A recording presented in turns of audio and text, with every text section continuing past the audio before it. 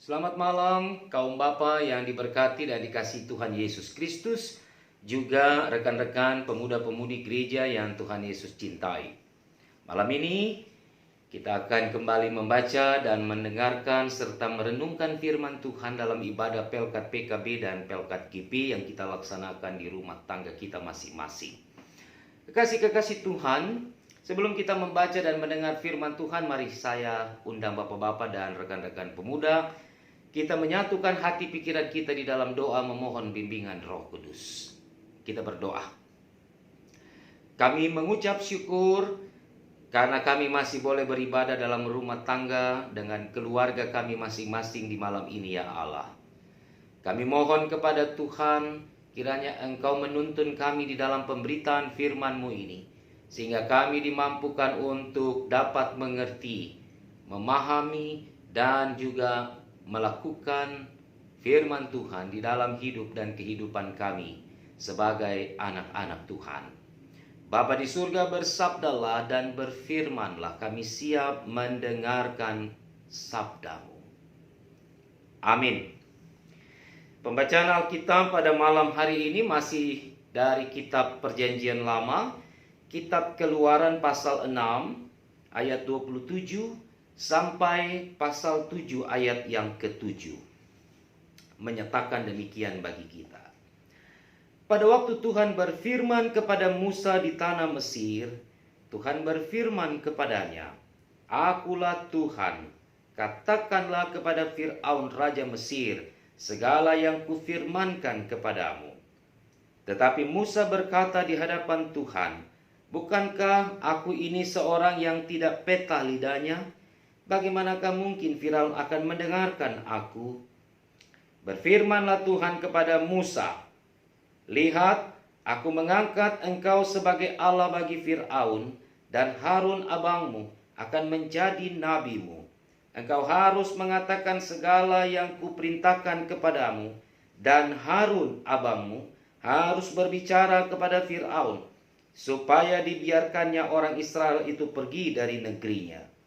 Tetapi aku akan mengeraskan hati Firaun, dan aku akan memperbanyak tanda-tanda dan mujizat-mujizat yang kubuat di tanah Mesir.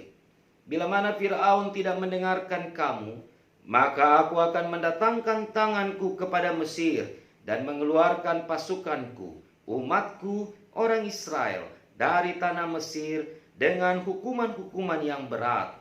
Dan orang Mesir itu akan mengetahui bahwa akulah Tuhan apabila aku mengacungkan tanganku terhadap Mesir dan membawa orang Israel keluar dari tengah-tengah mereka." Demikianlah diperbuat Musa dan Harun, seperti yang diperintahkan Tuhan kepada mereka, demikianlah diperbuat mereka. Adapun Musa 80 tahun umurnya dan Harun 83 tahun ketika mereka berbicara kepada Fir'aun. Saudara-saudara yang dikasihi dan diberkati oleh Tuhan Yesus Kristus, saya akan memulai dengan satu hal yang terdapat di ayat yang ke-29 dalam pasal yang ke-6 yang kita baca tadi. Menarik karena ada satu kata yang memang menjadi hal yang perlu kita pahami secara baik. Saya baca ulang ayat 29 di pasal yang ke-6. Tetapi Musa berkata di hadapan Tuhan, "Bukankah aku ini seorang yang tidak petah lidahnya? Bagaimanakah mungkin Firaun akan mendengarkan aku?" Saudara-saudara, ayat ini bagi saya menarik karena ketika saya mencoba untuk mencari arti kata petah dalam Kamus Besar Bahasa Indonesia, maka sebenarnya kata ini mengandung makna pandai berbicara, mahir berbicara, dan dapat dikatakan mampu untuk berdiplomasi dan bernegosiasi. Ketika Musa katakan kepada Allah, "Bukankah aku ini seorang yang tidak petah lidahnya?" Atau dengan kata lain, seorang yang tidak pandai, tidak cakap, tidak mahir berbicara kepada Fir'aun, Dan bagaimana mungkin Firaun akan mendengarkan aku? Maka saudara-saudara, saya mencoba untuk menarik sedikit ke belakang untuk melihat sejarah kehidupan dari Musa. Musa sejak ia dilahirkan, maka ia diselamatkan pada saat ibunya dan juga keluarganya membuang. Ia di Sungai Nil, ia diselamatkan oleh putri Firaun. Musa besar di dalam kerajaan Firaun. Musa besar di dalam pola didikan di istana Firaun, istana Mesir. Kekasih-kekasih Tuhan, tidak mungkin seorang seperti Musa yang besar dan juga bertumbuh, berpendidikan, dan dibekali dengan begitu baik di dalam istana yang megah, istana yang mumpuni itu, tidak mampu untuk berbicara. Adalah sesuatu hal yang tidak masuk dalam logika ketika Musa menyatakan kepada Allah bahwa dia tidak pandai untuk bicara karena mungkin dan dipastikan bahwa Firaun tidak akan pernah mendengarkan dirinya.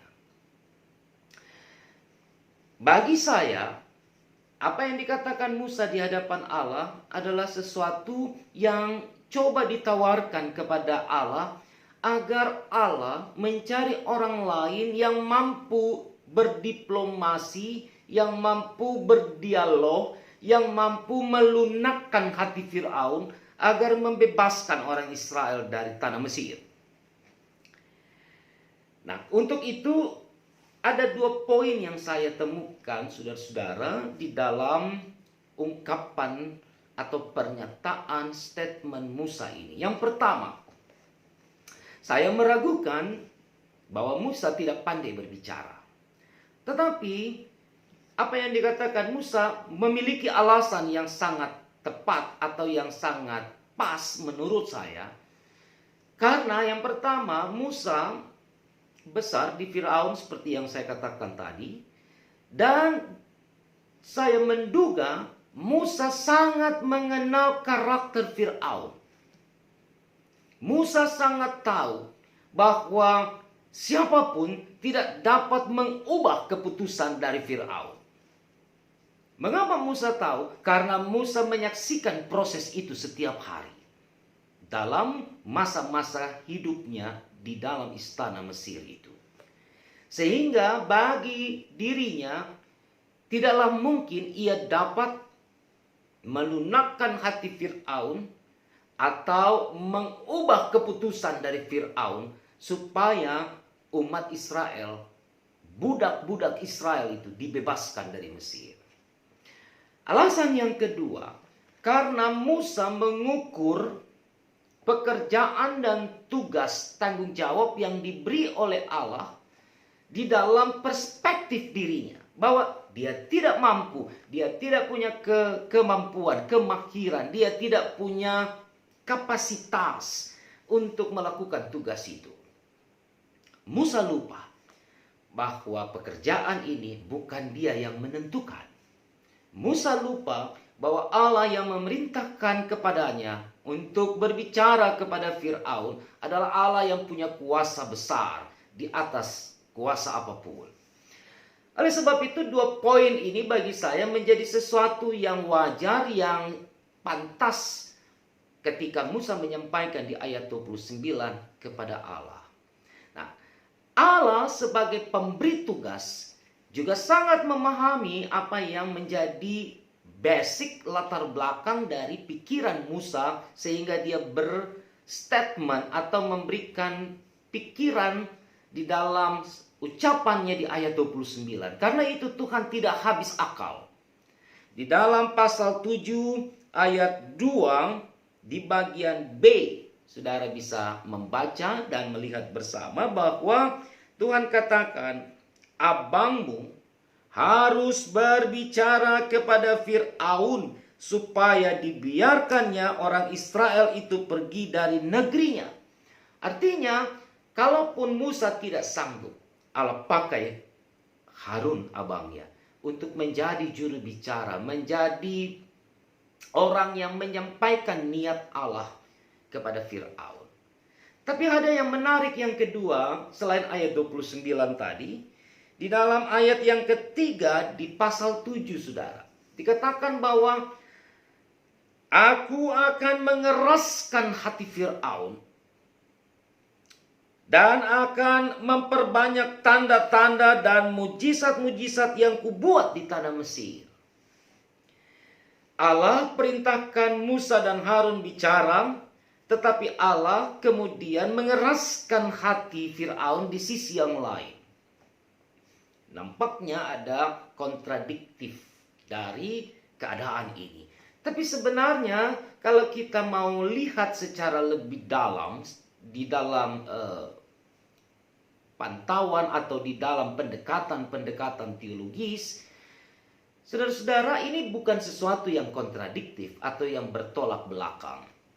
Atau seakan-akan kita mau katakan Allah sedang menguji Harun dan Musa untuk memberitakan atau mengatakan sesuatu berita besar kepada Fir'aun untuk mengeluarkan umatnya. Tapi di sisi lain Allah mempermainkan mereka dengan mengeraskan hati Fir'aun supaya menolak apa yang dikatakan oleh Musa maupun Harun.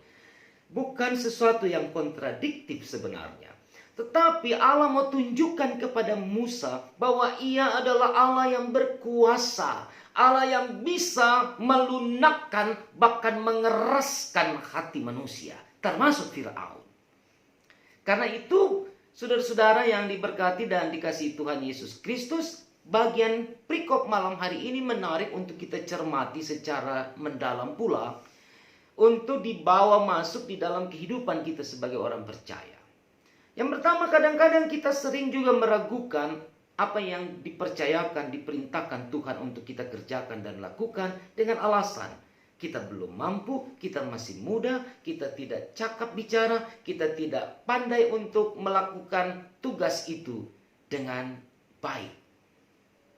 Karena kita mengukur tugas yang Tuhan berikan itu, Tuhan percayakan itu dengan melihat bercermin pada kapasitas diri, pada potensi diri kita. Kita lupa sama dengan Musa bahwa ketika Tuhan memberikan kepercayaan, ketika Tuhan memberikan tanggung jawab bagi kita, maka Tuhan memperlengkapi kita. Yang kedua, saudara-saudara, bapak-bapak dan juga rekan-rekan pemuda yang dikasihi dan diberkati oleh Tuhan Yesus Kristus, dalam kehidupan yang kita jalani, kita lupa bahwa kita punya Allah yang besar, Allah yang berkuasa, Allah yang dapat melakukan apa saja, baik itu melunakkan hati maupun mengeraskan hati kita.